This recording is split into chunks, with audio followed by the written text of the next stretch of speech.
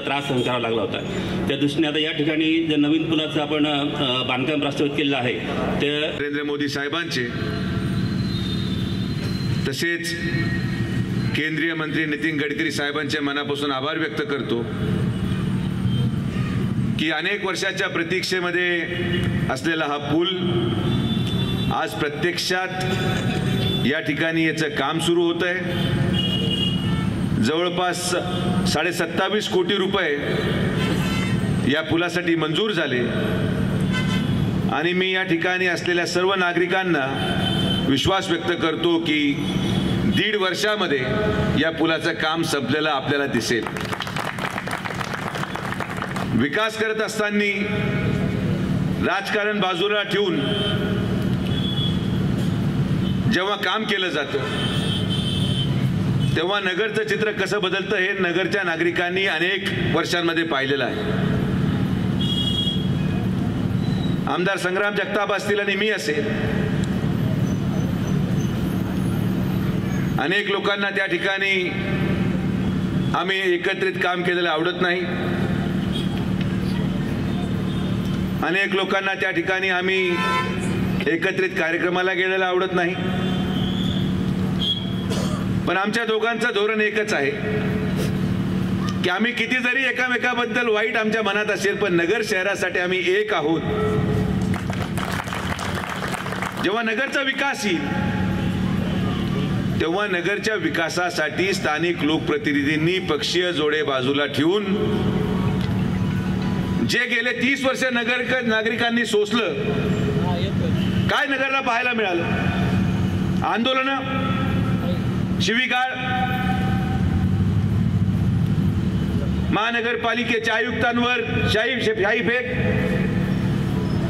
उपोषण, पण विकास कधी झाला नाही।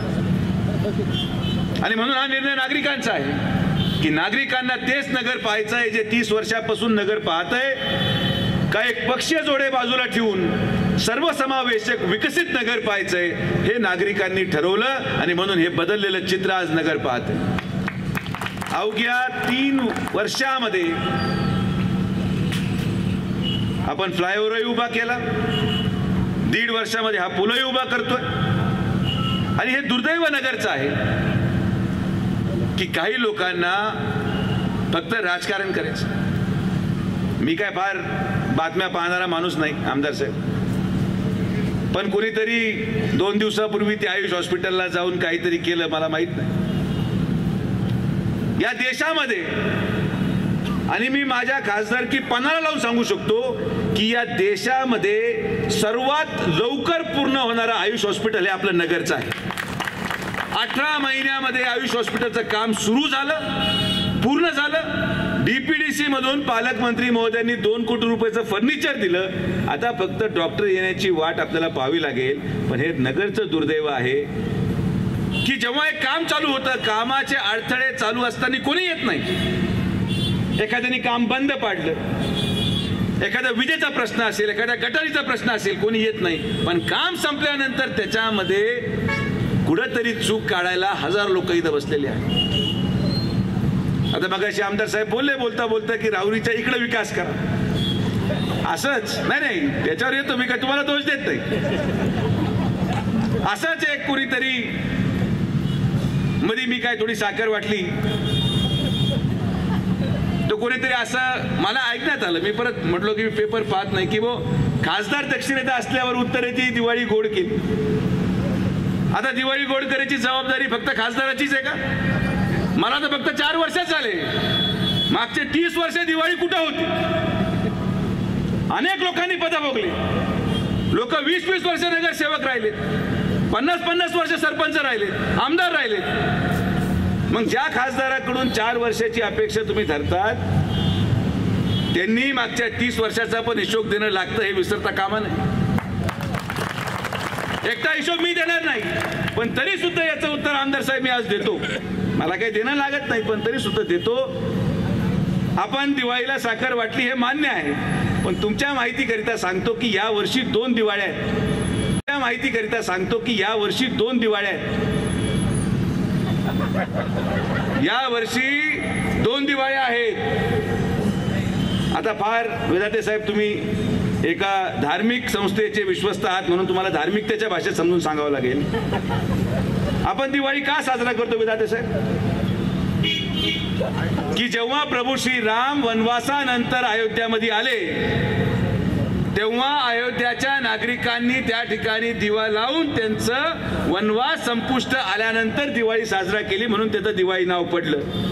ही झाली पहिली दिवाळी. पण 22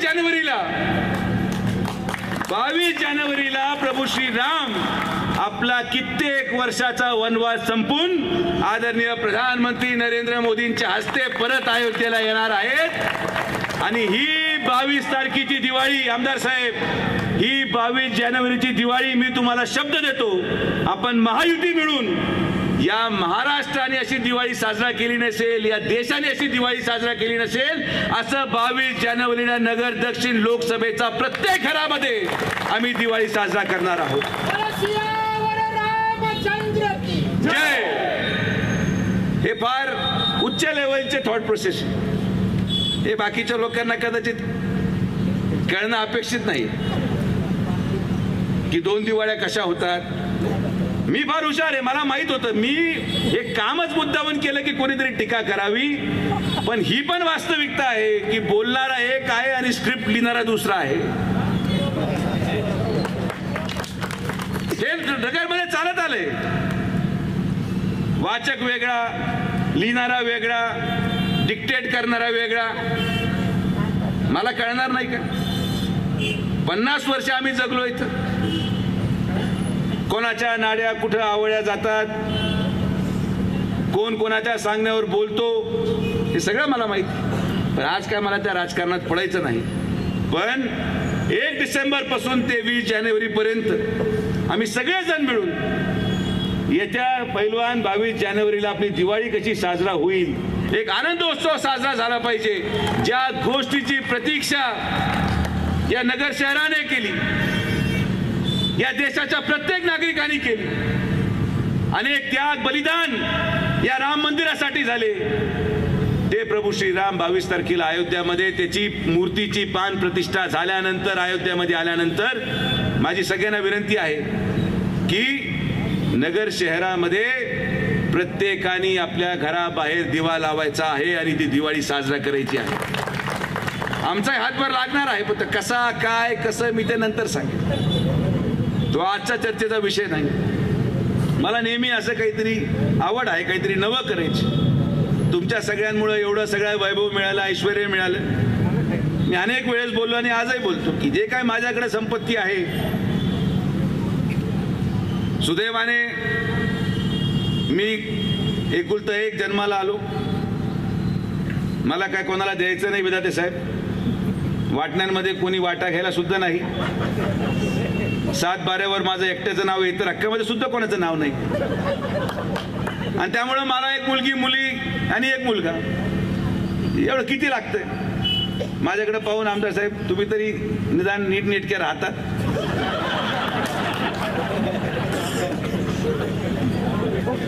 पण माझी परिस्थिती पाहिली तर मला तुम्हाला वाटतं का पैसे लागतील कपडे घेण्यासाठी, काय वेगळं घेण्यासाठी. त्यामुळं समाजामध्ये आरोप करण्यापेक्षा, जातीय तेढ निर्माण करण्यापेक्षा, विकास करणाऱ्या व्यक्तीच्या पाठीशी उभं राहून आपण ज्या विचारांनी वाढलो, निदान त्या विचाराचा अवमान न करता, आणि मी खुलं आव्हान देतो की जशी बाकीच्या ठिकाणी दिवाळी झाली तशी या दक्षिणेच्या प्रत्येक नगर शहरामधल्या प्रत्येक घरात दिवाळी करून द्यायची जबाबदारी माझी आणि संग्राम जगतापाची आहे, आणि ती आम्ही करणार. पण फक्त आमच्यावर आरोप निश्चित करून चालणार नाही. जुना हिशोब देखील जनतेला तुम्हाला दिला पाहिजे. ज्यांच्या आधारावर तुम्हाला एवढी सगळी सत्ता मिळाली त्याचं उत्तर कुठंतरी तुम्ही पण दिलं पाहिजे, असं माझं व्यक्तिशः मत आहे. बाकी फार आरोप प्रत्यारोप करणार नाही. ब्रिजचं काम आज होतंय आणि आनंद आहे की आज हे कार्यक्रम घेताना महायुतीचा हा कार्यक्रम होतो. मी आमदारांना म्हटलो की महाविकास आघाडी असताना हे काय ब्रिज होणार नाही, आणि कदाचित या पुलामुळेच ते महायुतीमध्ये आले, आणि म्हणून आता ह्या पुलाचं भूमिपूजन आम्ही घेतोय. हे एकत्रीकरण हे नगरच्या विकासासाठी गरजेचं आहे, आपल्या सर्व समाजासाठी गरजेचं आहे. आणि म्हणून मला माझ्यावर आरोप करणाऱ्या प्रत्येक व्यक्तीला मी सांगू इच्छितो, कितीही षडयंत्र करा, कितीही कोणाच्या मिठ्या मारा, पण या जिल्ह्याची गरीब जनता माननीय प्रधानमंत्री नरेंद्र मोदींच्या पाठीशी खंबीरपणे उभं राहील. यापूर्वीही होती आणि या भविष्यामध्ये देखील परत एकदा या देशाचे प्रधानमंत्री माननीय नरेंद्र मोदीच होणार आहे. लोक खुळे नाहीत. दक्षिणेचं वैशिष्ट्य आमदार साहेब की फराळ सगळीकडे खायला जातात, त्याच्यामध्ये कोणाचा दोष नाही, सगळीकडे दिसणार. या जिल्ह्यामध्ये मागच्या 15 दिवसामध्ये जवळपास 10 फराळ झाले आणि जेवढे लोक या 10 फराळामध्ये होते पैलवान, ते उद्या माझं तिखट खायला सुद्धा येणार. त्यामुळे कोणी कोणाच्या फराळाला आलं म्हणजे समजायचं नाही की तुमचा झाला. इथलं पूर्णपण तो आमच्या कुठल्या बाजूला येऊ नये ही देखील लोकांची खरं तर मागणी असते. म्हणून कशा पद्धतीने पूल होणार, काय होणार, ही देखील खरं तर लोकांच्या मनामध्ये थोडा वेगळा प्रश्न निर्माण झालेला असतो. पण आज कुठेतरी चांगल्या पद्धतीनं पूल होतोय. खासदार साहेब, तुम्ही केंद्रातून इथपर्यंत नगरसारख्या शहरापर्यंत एक जवळपास 26-27 कोटी रुपयाचा पूल या ठिकाणी केंद्र सरकारच्या मदतीने तुमच्या प्रयत्नातून हा इथपर्यंत आला. त्यामुळे मनपूर्वक तुमच्या या ठिकाणी आम्ही सगळे मंडळी नगरवासी आभार व्यक्त करतो. कारण की आज आपण पाहतो पैसा कुठला येऊ द्या, केंद्र सरकारचा असो राज्य सरकारचा असो, काही काही लोक आता पुढे येऊ लागलेले आहेत. खाजगी तत्वावरती देखील काही लोक आता सुशोभीकरण करता पुढे येत आहेत. कोणी डिव्हायडर बनवायची मागणी करू लागलेला आहे. त्याच्यामुळे त्यांच्या कंपन्याचं त्यांच्या काही नावाने ब्रँडिंग करायचे प्रयत्न करतायत. काही आता लोक खाजगी तत्वावरती सुशोभीकरण करायचा प्रयत्न करतायत. आमचं म्हणणं कुणी करा, कशाही पद्धतीने करा, फक्त शहरामध्ये कुठतरी एक चांगलं रूप आपल्याला शहरीकरणाचं रूप कसं आणता येईल याच्यामध्ये आपल्या सर्वांचा प्रयत्न असणं गरजेचं आहे. आणि त्यामुळे आज सगळ्यांचा प्रयत्न, जरी मी प्रयत्न केले असले तरी मला तुम्हाला सांगतो की तुम्ही सगळे ह्या परिसरातील रहिवासी असणारे लोक हे सातत्याने सांगायचे. आणि तुम्हाला सांगतो की आम्ही सुद्धा दिवसभरामध्ये वेगवेगळ्या भागांमध्ये वेगवेगळ्या उपनगरांमध्ये फिरत असतो. मग ह्या रस्त्यावरून देखील आमचं अनेक वेळेला दिवसभरामध्ये जाणं होत असतं. त्यामुळे आम्ही देखील इथं वारंवार येत असताना तुमच्यासारखे इथं भागात असणारे युवराज भाऊ असतील, शितोळे सर असतील, हे सगळे लोक आम्हाला सांगायचे की महेशराव की आम्हाला आता हे पूल तुम्ही लवकर करा, काही ना काय करून तुम्ही याच्यातून मार्ग काढा. आणि जसं पावसाळा येईल तसं ते हरिभाऊचा फोन यायचा, पाणी वाढलं की आता पाणी आता पुलाच्या खालपर्यंत आलेलं आहे, आता थोड्या वेळाने वरतून जाईल. पहाटे 2 वाजता 3 वाजता 6 वाजता ते हरिभाऊचा शरशेट फोन यायचा आणि मग त्यांची मागणी असायची की आता लवकर करा. त्यांना त्या दिवशीच सांगितलं, आता मंजुरी मिळाली, पण ह्या पावसाळ्यात काही तो पूल होणार नाही. पण निश्चित ह्या पावसाळ्यानंतर ते काम चालू झालं. पुढचा पावसाळा मात्र आता आपल्याला या किती जरी पाऊस आला तरी पुलाच्या वरतून पाणी जाणार नाही एवढी खबरदारी आपण घेऊयात निश्चित. आणि आता निवडणुका आल्या की परत आता पुला करून पाणी जात असतं. त्याच्यामुळे आता निवडणुकीच्या अगोदर आपल्याला करावं लागणार आहे. म्हणजे जेवढं पाणी येईल मंत्री साहेब ते सगळं पुलाच्या खालून जाईल, पुलाच्या वर कुठलं राजकीय पाणी सुद्धा येता कामा नाही. याची देखील आपण सगळेजण मंडळी ही खबरदारी घेण्याचं काम आपण करू. कारण की पावसाळ्याला काय होतं, इकडून डारावडारा होतं, तिकडून डारावडारा होतं, पावसाळ्याच्या छत्र्या येत असतात. पण ते पाऊस संपला की तुम्हाला सांगतो ते लोक सापडत नाही, ते बेंडगुळ्या सुद्धा सापडत नाहीत. त्यामुळे तुम्ही त्याची काळजी करू नका. त्याची औषध फवारणी करायचं काम, त्याचा बंदोबस्त करायचं काम हे आम्ही सगळे करू. त्यामुळे तुम्ही काळजी त्याची करू नका. तुम्ही फक्त विकासात्मक काम काय होतंय हे पहा, किती दर्जा कसा होतोय त्याच्या पाहणी करायचं काम करा. आणि खरं तर या सगळ्या माध्यमातून आता भविष्यामध्ये येणाऱ्या काही काळामध्ये, भविष्यामध्ये म्हणण्यापेक्षा येत्या काही दिवसामध्येच खरं तर आपल्याला आता या सीना नदीचं आजपर्यंत कधी मोजमाप झालेलं नव्हतं. नदी पात्र किती आहे, खोलीकरण किती आहे, पण मागच्या 2016-17पासून खासदार साहेब आम्ही त्याचा देखील पाठपुरावा केला. आणि पाठपुरावा करून राज्य सरकारच्या महसूल विभाग आणि इरिगेशन विभाग त्यांच्याकडनं मोजणी करून घेतली. आणि मोजणी करून आता नदी पात्राचं देखील आता जी रुंदी आहे आणि लांबी आहे ती देखील फायनल झाली, त्याचं मोजमाप झालेलं आहे. तर त्याच्याकरता देखील खरं तर आता हे पुढच्या काळामध्ये आपल्याला कसं पद्धतीने काय करता येईल याचं खोलीकरण. कारण रेड लाईन ब्लू लाईनचा देखील विषय हा गेल्या काही वर्षापासून कोल्हापूरमध्ये पूर आला आणि त्याचा सगळीकडे नियम तो राज्यभरामध्ये लागू झाला नदींना. त्यामुळे आपल्याकडे देखील बऱ्याच लोकांच्या इथं नालेगाव ग्रामस्थ असतील, तिकडं बुरडेमळा सुडकेमाळा तो परिसर असेल किंवा नागापूर बोलेगावचा परिसर असेल, तिथं देखील अनेक लोक, शेतकरी लोक याच्यामध्ये बाधित झालेले आहेत. आणि त्याच्याकरता देखील खरं तर आपल्या स्तरावरती, मंत्रालय स्तरावरती ही आपली कुठेतरी याच्यामध्ये बैठक होऊन या लोकांच्या प्रश्न सोडून आपल्या माध्यमातून या ठिकाणी खरं तर करण्यात यावी.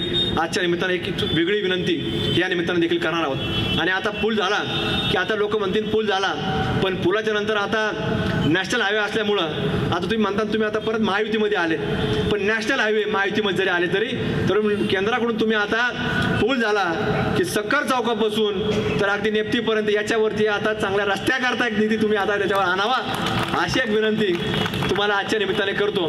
कारण की आता याच्या जवळपास 26-27 कोटी रुपये हा पूल उभा राहणार आहे. आणि पूल उभा राहिला की चांगलं त्याला एक वेगळं वैभव या परिसर निर्माण त्याच्या माध्यमातून होणार आहे. त्यामुळे रस्ता जर झाला तर निश्चित पुढच्या चांगल्या कैक वर्ष तो रस्ता राहील. आणि या भागाचं वाढतं उपनगर म्हणून कल्याण रोडची जी वेगळी ओळख आहे तर ती आपल्या या माध्यमातून एक चांगली अजून निर्माण करता येईल. त्यामुळे आपल्या सर्वांचं इथं बसणारे अनेक मान्यवर मंडळी आहेत, सर्वांचा नामोल्लेख या ठिकाणी करणं शक्य नाही, पण खरं तर तुमच्या प्रत्येक व्यक्तीचा, विशेषतः ह्या परिसरामध्ये, ह्या उपनगरामध्ये राहणाऱ्या लोकांचा, हा खासदार साहेब असन, माझ्याकडे असन, इथे नगरसेवक असतील, इथले सर्व सामाजिक क्षेत्रामध्ये काम करणारे सगळेच मंडळी असतील, यांच्यापर्यंत देखील प्रयत्न झालेला आहे.